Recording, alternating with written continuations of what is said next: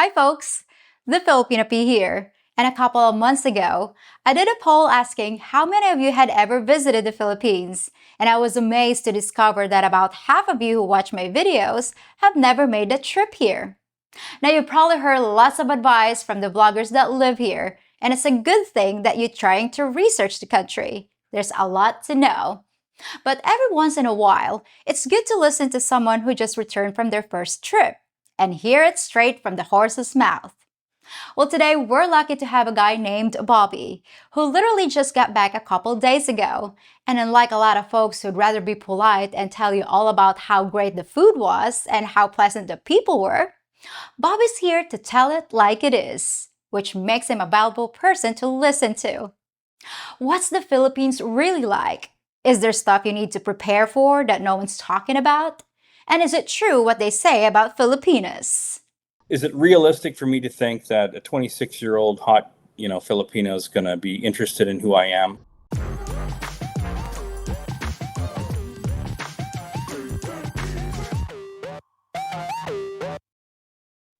Alrighty, hi there, Bobby. How are you doing today? Thanks. Great. So tell us about yourself and your trip to the Philippines. Okay, I'm 55. I'm in British Columbia, in Canada, and I went to the Philippines. I just got back. I didn't really have any agenda. I didn't have any idea what I wanted to do. My idea of a vacation is to grab, this thing, like a backpack. So anyway, now I'm in a position where I can do things, go place. I live comfortably enough. I can go somewhere and have fun. So I bought these tickets and I went to the Philippines. So, how did you get interested in the Philippines in the first place? Couple of reasons. The first is there's a lot of Filipinos that live and work in Canada. I have met many, and they're all, and I do mean this, they're all fantastic people. And then, of course, I got roped into watching YouTube videos, and I bumped across your channel in the summer of last year. And I was enthralled. And of course, you're a great presenter. And I joined Patreon. And Patreon is amazing because it has its own community. It's like its own social network. Of course, I was talking to you, I was talking to all the people there, and they had a lot of interesting and very practical advice about what to do traveling, like where to go, what's the best hotels, how to, to bring cash or not. Like it saved me a whole pile of problems. And I suggest anybody going to the Philippines, join up to Patreon. It's not much money. And it's by far and away the most valuable thing that I had prepping to go. I talked to you, I got some advice from you and others. So I brought a little prop. This is the size of all the things I took with me. This compression bag. It's 8 by 8 by 15 inches. And I didn't even use all of it. Like the suntan lotion and the water purification light pen that I bought, I didn't use it. I didn't want any hassle at the customs. So I just wanted to carry overhead, that's it, or with me. So simple stuff. I didn't want to have any baggage. I had one roll of toilet paper and I brought it back. Like I didn't need it. I thought that it'd be, because, the toilets out there are all kind of washy, and which is fine, but I prefer to still also have some toilet paper. But all the hotels had it. Even most restaurants had it. So Where did you land? Was it via Cebu, via Manila? I landed in Cebu. And I had two friends from LA that were there already. They'd flown in ahead. And so they had already gotten a hotel, so it was easy for me just to go to I went to the Red Planet, and it was like $45 a night. How about the currency? How much did you bring? I was a little conservative there, and I should have brought more. I brought four $100 Canadian bills, and I also I only brought 15,000 pesos, 1,000 peso bills. And I think if you're going for a night in a town, you should have a minimum of at least 5,000 or 6,000 on you. But what about your phone service? When you get to the Philippines, did you have to, I don't know, buy a local SIM card? Oh, first thing I did when I got off the plane is I bought a SIM card. It costs like, I think, 12 or 13 bucks for 2 weeks worth of data. And doesn't matter what you do, they just want all kinds of ridiculous information. Your name, your birth date, who is your best friend in high school. I don't know, just a whole pile of crap that I found unnecessary. Is it like the SIM registration? Yeah. And then other things, like if you're on the bus, they want all kinds of information. I guess if the bus flips over and they find a dead body in there, I don't know. What information are were they asking from you? birth date, hometown. It's like fishing for information. It's not like they're collecting data. Are they making like a dossier of every foreigner or, you know? But yeah, I got the SIM card, and that was extremely useful. Thank God. I also got an app for the phone called the Grab app, which I'm sure you know about. But the Grab app is essential. Like, I mean, you push the Grab app, and you can get it for food, I guess, too. But you press car, and taxis show up. They give you a finite price. This is how much it is. It's 500 pesos to get from A to B, and they know where you are, and they're there in like in 2 minutes. And then you doesn't matter if you're in the slums or wherever you are, they found you, and then away you go. With the Grab app, then that's a lot better because you don't have to negotiate. The only time I kind of got frustrated was when I came back from Sticky Hor. So I got off the ferry and I waved down. There's a whole bunch of trikes, and I said 20 to go to the Henry. One guy said sure, so we pile in. And as I'm getting in there, he says, "Oh no, wait, it's 50." And I said, "No, I'm not doing that. Not because I didn't want to pay. I mean, it's like what, 75 cents. I couldn't care. I didn't want to get. I don't know, stubborn, and I didn't like to be ripped off. So I said nope. Got out. Went to the next guy, and he kind of overheard it, and he said, "No, no, it's 50." Well, fuck it. I'm not. I was that. Sorry, you'll have to edit that out. So we were so stubborn. The three of us just walked all the way back. It's a couple of miles, but whatever. We walked back to the Henry from there. What shocked you the most about the Philippines? I guess I shouldn't say I was shocked, but certainly the open smell of sewer in most of the places. Like there's a sewer that runs under the sidewalks for a lot of the city, and it has that sweet kind of fermented sewer smell wherever you're going. It's not like if you turn a corner and go down the street, you're not going to get it, but it's there. So that was kind of gross. When I one of the before I got the Henry, which is like I think the nicest place in Dumaguete, I got like this kind of hole in the wall. It was like $25 a night hotel in closer to town. Didn't have any hot water. My hot water thing didn't work. My neighbors did, but I didn't. Um, but I didn't care. I wasn't there for the anyway. So I was having problems sleeping. I got up at early in the morning to go off and walk around. So I come down the elevator and there's a whole pile of people sleeping in the lobby. I guess the friends and family of the security guard, or they were just sleeping there. So Okay. don't wake up on my account, right? Oh gosh. It was kind of weird. And the other thing that was kind of shockingly weird was didn't matter where I was, men about my age, Filipino men my age, would approach me on the street and they would say, "Oh, very nice man, very handsome man."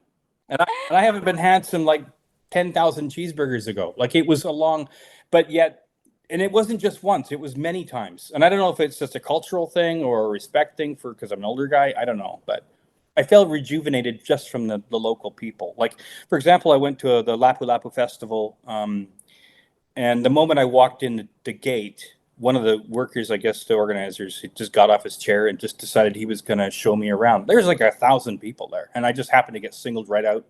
And he walked around and he showed me and he told me all about the history of how Magellan died and this is where it happened and this is what all the interesting things. And I just felt like I was, oh, hello. Well, we've been waiting for you. And they just like I was somebody. And so I'm sitting down and they're all taking pictures of me and I'm taking pictures of them. And I could see that you could get a big head if you were a foreigner coming into that country. There's a bar in your hometown. I think it's called The Club. I'm not sure. It's a real small, kind of like somebody's basement, just on the side of the road.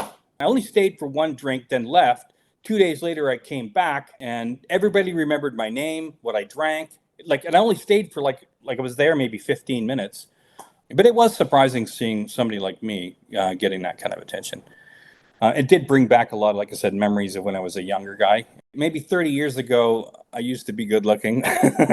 Not to be conceited, but no, I garnered a lot of attention. And over the years, you get married, divorced, whatever. You don't have the same kind of whatever. But going there, I kind of felt like that again. Like I was going on the ferry, and the customs officials were trying to hook me up with another customs official lady, and said, "Hey, you get married to her?" And she's like, "Yeah, marry me." It's like I got a bunch of marriage proposals just walking around. So the myth of it's difficult to meet people in the Philippines has just been debunked. Oh yeah. No, I mean, if I was actually had an agenda, if I had an agenda to go there to find somebody, I would have had no problem finding anybody. Like you don't need to be online or any of that kind of stuff. Just like I made a lot of friends. I've got people on my phone right now that I will see when I go back. Were they women? Oh yeah, but there's also like men and women together. Like there's a place called the Social. I think it's called the Social in Cebu, and I was out for a drink with my buddy, and we finished, and we were about to take off, and there was a girl crying at the like almost ready to for tears at the pay thing, and I'm like, "What's wrong?" And she goes, and there's like they're all kind of hovered around in a circle, about six of them, and she said, "Well, somebody ran out on the bill, and that means I have to pay for it." I said, "What? Are you kidding me?" Like I'm thinking that's like what is it, 1945?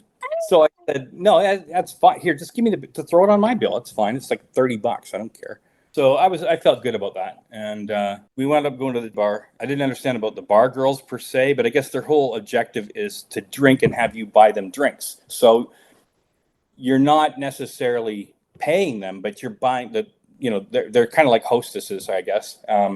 Obviously, they work for the bar, and their job is to promote sales, and they pump up the sales price. So, I mean, I was just there to meet people and talk to people, which I did the whole time. And then the two girls that I was sitting with next to my buddy, who was also talking to somebody, and it's just you're just paying for drinks all night. I just wanted to go for a drink at the bar and talk to my friends. I didn't realize that when that encompassed a whole bunch of other people. so, The so more that was the merrier. so that was kind of shocking because it's almost 3 a.m. and he's still there. And turns out he dropped 18,000 pesos in about an hour and a half at the bar girls, and then he took two of them home, and then he got an STD. So yeah, they were kind of chunky. And I guess because if your job is to go to the bar and drink liquor all night, you're not going to be in the best of shape. So they kind of Did weren't, you but just say chunky? chunky. That's like the ice cream. Uh, Not a very good remembrance, I guess, for your friend. no, Going home with STD. it is what it is. I mean, that's something that I wouldn't do. My drives are different than young men, I guess. After I got a divorce in 2011, I didn't date anybody. I've been single ever since. I've learned to live with just me, and if I want to go somewhere, I do something. If I don't want to do something, I don't have to. I don't answer to anybody, except when my kids want something. And as you get older and you have that sense of freedom, you're not really looking for somebody. So, like I said, when I went there, I wasn't going to turn anybody away per se. I like 30 girls and I like having drinks with them, but that's as far as it's going to go, unless I Did go you back. meet anyone interesting? Oh yeah, no. Like I said, there was a lot of pretty girls, and after about maybe 45 minutes to an hour into the conversation, they're dropping hints that maybe they found the right person. And I'm like, I'm actually not the right person. I'm the wrong guy. Let me tell you. Is it realistic for me to think that a 26-year-old hot, Filipino is going to be interested in who I am? I know you said it before that, you can add a couple of points to your total score just by showing up. And I get that. I mean, I certainly got a lot of attention, and I think it would have, like I said, it would have been really easy for me to get into trouble. Any age a girl would come up to you, and you have to really make sure you know who they are. Like you said before, like ask all the right questions, because otherwise you're going to be in a situation where you don't want to be in. Like I was just at Dumaguete, and they were having a giant festival, and a couple of girls came up to me, and they were clearly underage, and well, not super clear, but clear enough that I kind of asked, and after a bit of a chit chat, turns out, yeah, no, they were underage, and like, no thanks, right? And I walked away. Might have been a trap. Well, for sure, it's a trap, right? I guess when poverty creates desperation, which creates any kind of option, and I understand, I get that. I mean, just don't be trapped. Like, ask the right questions, and keep your head in a swivel and figure it out. I was in no headspace to be with anybody, and then after time went on, I realized that I don't really want to be with anybody per se, not unless I run into like my soulmate. In fact, my mom, when I got back, said, "How come you're not married yet? What happened?" What do you think doesn't get talked about enough in videos about the Philippines? Because I know everybody would say like, oh, people are great, nice beaches, sorry, beaches, nice beaches. There's some nice bitches, let me tell you. Um, there was a lot of aggressive beggars, even little kids. Like when I was walking up the city of Lapu-Lapu, close to the courthouse, and there's like a main area. Like a kid actually chased me. Like I actually ran away, and I had to turn around and be stern and say, "Stop! Like I'm not giving you anything. Get out of my face!" Right? Other adult aggressive panhandlers in Dumaguete and stuff would say, orange, orange, like give me a 50 or something. And I just said, no, can't right now, or no, no, it's illegal. Because, giving to beggars is illegal, and I didn't want to do anything illegal in the Philippines. Didn't want to break any laws. The other thing was kind of shocking was the volcano that went off. I was like, oh my God. And so, of course, luckily I had Patreon. And then you commented on there and said, don't worry about it. I get alerts all the time. It's not a big deal. The volcano goes off and that's fine. You mentioned Patreon and the community, so you're always updating us about your travel. The good thing Yeah. about it is when you go missing, there's a lot of us that know your Where whereabouts. is he? Where did he go? Yeah. How much in total did you spend, including your tickets? Airfare? Oh Yeah, God. your airfare, yeah. It didn't cost much. Like $1,000 return for the flight. Maybe $1,000 in food. And I mean, I just kind of like after the first couple of days there, and I realized just how inexpensive it was, I could care less. I bought knickknacks. I didn't have a lot to like. Oh, one thing I did bring back: ding dongs. Ding Yeah, dong! everybody got a ding dong. Yeah, so I stuffed my bag full of ding dongs. Yeah, Oh, all Filipinos love ding dongs. yeah, they're awesome. I don't know. I didn't spend much, a few $1,000. But if you were going there and you really wanted to, like, I have like what 10% Scottish in me, so there's a bit of nickel saving, I'm sure. But so if you're a full on Scottish, you might want to go there. You're paying next to nothing for travel. Food's super cheap, like really cheap and good too. Damn. If you were going there just to enjoy yourself and be conservative and not, go crazy, you wouldn't need more than a couple $1,000 to plan your 2 week vacation. Easy, you could make that work. So, are you thinking of coming back? Yeah, originally I was thinking, okay, every 6 months I'm going somewhere in the world. In 6 months I'm going to go to Guatemala, and then the next 6 months I was thinking I might go to Europe. But I think what I'll do is I'll go back to the Philippines, and I might go back to the Philippines every year in the spring. Will you Yeah. look for a mate this time? Well, I'll be more open to it, I think. Well, I'm glad that you had such a blast, Bobby, and we're gonna see you soon again in the Philippines. And thank you for sharing your experience with our community and our viewers for today's episode. I really appreciate your time. No, well, thank you, and thank your patrons because a lot of them, JG, I got Robert, Fox, all of them. Everybody contributed a little bit to help me make my journey better. And thank you, P, for everything you've done. Thanks again, Bobby. I appreciate your time. I'll see you soon.